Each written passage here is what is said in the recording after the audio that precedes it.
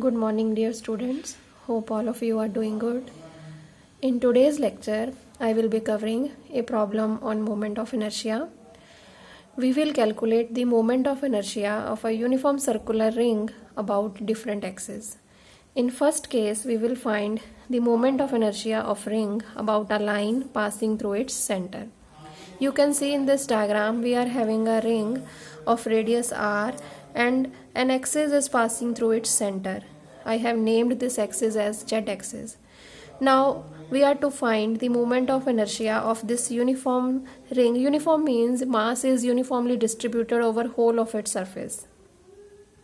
Now if we are to find the moment of inertia of this ring about this axis passing through its center, then this problem is equivalent to the problem of a point mass, because it is assumed that whole of its mass is concentrated at this point. So simply its moment of inertia will be mass into square of the radius of the ring. So if m is the total mass of the ring, then moment of inertia will be mr square. Now in second case, we will find the moment of inertia of the ring about its diameter. I have drawn two diameters, this along x-axis and this along y-axis, about which we can find the moment of inertia. The third axis is z-axis, again passing through the center of the ring. These two diameters of the ring are mutually perpendicular to each other. We know the moment of inertia of a ring about z-axis, and using this we will find the moment of inertia about x and y axis.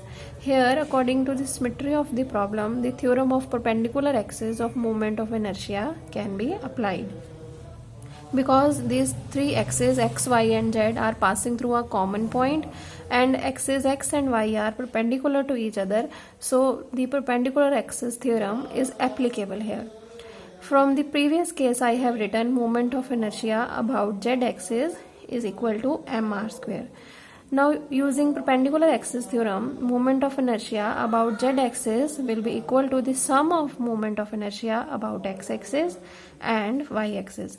So I have put here the value of moment of inertia about z-axis, which is mr square, and as x and y are same, because the symmetry of the problem tells us that mass is uniformly distributed about x-axis and y-axis.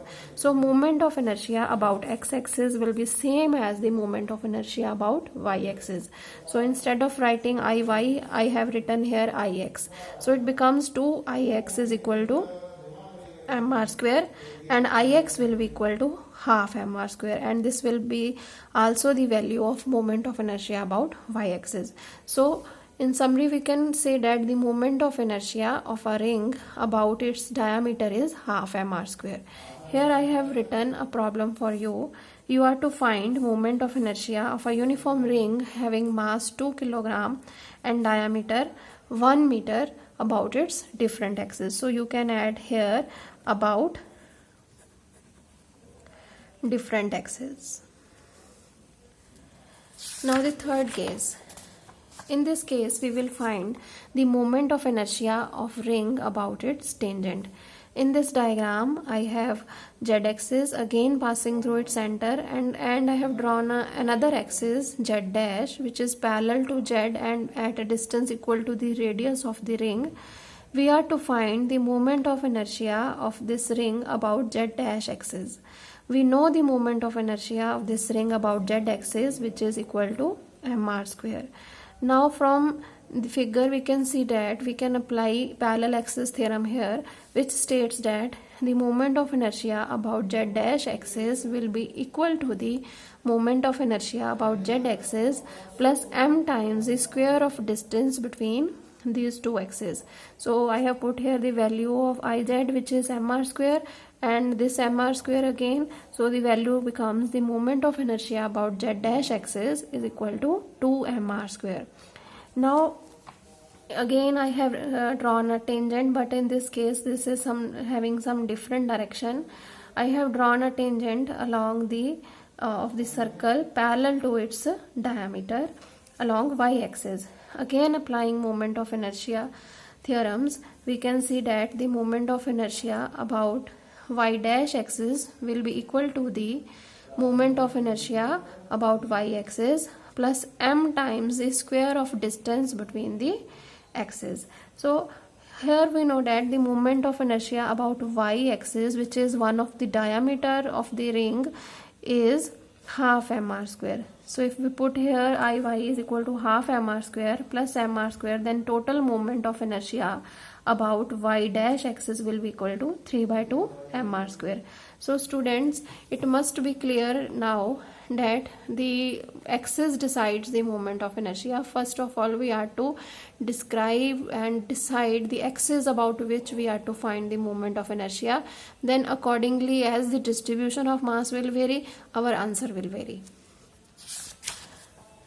Now the next topic which I am covering in this lecture is relation between moment of inertia and angular acceleration. Symbol for moment of inertia is I and angular acceleration is denoted by alpha. At last we will be reaching at the relation tau is equal to I alpha. I have considered here a rigid body. As we know that a rigid body consists of number of particles uniformly distributed throughout its surface. I am having particle of mass m1 at a distance r1 from axis of rotation. This is the axis of rotation which I have considered. Mass m2 at the distance r2, mass mn at the distance rn from the axis of rotation. As this is a rigid body, so whole of the body will be rotating with the same velocity and same acceleration if we speak in terms of angular velocity and angular acceleration. So let us denote its angular acceleration by alpha. Now we know the relation between linear acceleration and angular acceleration. This is linear acceleration is equal to r into angular acceleration. So applying this relation on first particle, we get acceleration of first particle is equal to r1 into alpha. Acceleration of second particle, acceleration means linear acceleration of second particle, is equal to r2 into alpha. Here r will be different because all the particles are at different distance from this axis of rotation, and alpha will be same because as a whole body is rotating with angular acceleration alpha. Now applying Newton law at each particle, because on a point mass Newton's laws are applicable. So applying Newton's second law on this first particle of mass m1, we get F1 is equal to m1 a1. Putting the value of a1 over here, we get m1 r1 alpha. Similarly, F2 will be equal to m2 r2 alpha. And on nth particle, if we apply the Newton's second law, then force will be equal to mn rn alpha. Now we know that torque is always equal to force into perpendicular distance. So the torque on first particle of mass m1 will be equal to force on this particle into its perpendicular distance from axis of rotation, which is r1. You can see it from this diagram.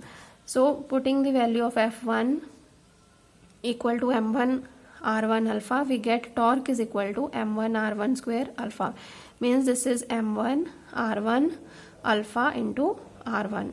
Similarly, we can calculate the torque on second particle, and up to nth particle we can do the same calculation. So if we combine all this torque to calculate the total torque on rigid body, then it will be equal to tau 1 plus tau 2 up to tau n. Putting the value of all these torques, we get m1 r1 square alpha plus m2 r2 square alpha plus mn r1 rn square alpha. Now alpha is common from all these terms. Inside bracket we have m1 r1 square plus m2 r2 square plus mn rn square, which can be written as summation over I mi ri square alpha. Now this is moment of inertia of this rigid body. So at last we get the relation torque is equal to I into alpha. It means angular acceleration when multiplied with moment of inertia gives us the torque acting on the rigid body. Now at last I am covering the relation between angular momentum and moment of inertia. Angular momentum is denoted by L and moment of inertia is denoted by I. we will get the relation as L is equal to I omega, where omega is angular velocity of the rigid body as whole. Now this is the relation already known to us. Angular momentum is cross product of radius vector and linear momentum. So if we write the magnitude of angular momentum of the first particle which is present in the rigid body, then L1 will be equal to R1 into P1. P is mass into velocity, and we know that relation between linear velocity and angular velocity is V is equal to R omega. Now students, velocity for each particle will be different because its perpendicular distance from the axis of rotation is different, but the angular velocity will be same because the rigid body will rotate with velocity omega. Then all its constituent particle will be rotating with angular velocity omega, because by definition rigid body will have the particles fixed to their points. They will move as a whole if the body rotate with angular velocity omega. Now writing the expression for angular momentum of second particle, L2 will be equal to m2 r2 square omega, and going up to nth particle, Ln will be equal to mn rn square omega. Now again writing the total angular momentum of the body, L will be equal to the sum of the angular momentums of all the n particles. This will be equal to m1 r1 square omega plus m2 r2 square omega up to the value for nth particle. Again omega is common. Inside the bracket we are having mn rn square omega. Now this can be written as summation over I mi ri square into omega. Now this we know this is the basic definition of moment of inertia. So I have replaced this by I. So we get the relation angular momentum is equal to moment of inertia into angular velocity.